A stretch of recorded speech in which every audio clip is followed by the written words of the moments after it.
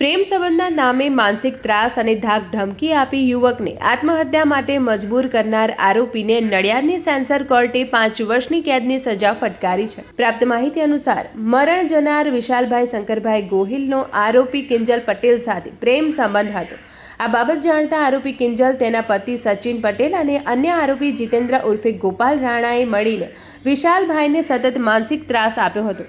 ત્રણેય આરોપીઓએ મરણ જનાર પાસેથી અલગ અલગ તબક્કે ₹1.80 લાખ પડાવ્યા હતા અને સતત ધમકીઓ આપી હતી। ત્રાસ સહન ન થતાં વિશાલભાઈએ 14 સપ્ટેમ્બર 2021ના રોજ નડિયાદ ખાતે પોતાના ઘરે ઝેરી દવા પીધી હતી અને સારવાર દરમિયાન તેનું મોત થયું હતું। મરણ જનારના ભાઈ હાર્દિક ગોહિલની ફરિયાદના આધારે નડિયાદ ટાઉન પોલીસે આઈપીસી કલમ 306 અને 114 હેઠળ ગુનો નોંધી ચાર્જશીટ દાખલ કરી હતી।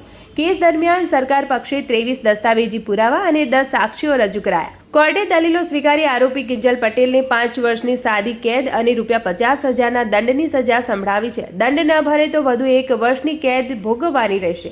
આ ઉપરાંત કોર્ટે દંડમાંથી ₹25 વળતર તરીકે મરણ જનારના ભાઈને ચૂકવવાનો હુકમ કર્યો છે। કેસની વિગત એવી છે કે આ કામના આરોપી કિંજલ સચિનભાઈ પટેલ કે જે પોતે પરણિત હોવા છતાં આ કામના મરણ જનાર વિશાલભાઈ શંકરભાઈ ગોહિલ સાથે સન 2021માં લગ્નોત્તર સંબંધો બાંધેલા હતા અને ત્યારબાદ આ સંબંધો અંગે આ કામના આરોપી કિંજલબેન તથા તેમના પતિને જાણ થતાં બંને જણા તથા ફરીથી આ કામના આરોપી કિંજલબેને મરનાર વિશાલ સિવાય પણ અન્ય એક વ્યક્તિ સાથે લગ્નોત્તર સંબંધ બાંધ્યા।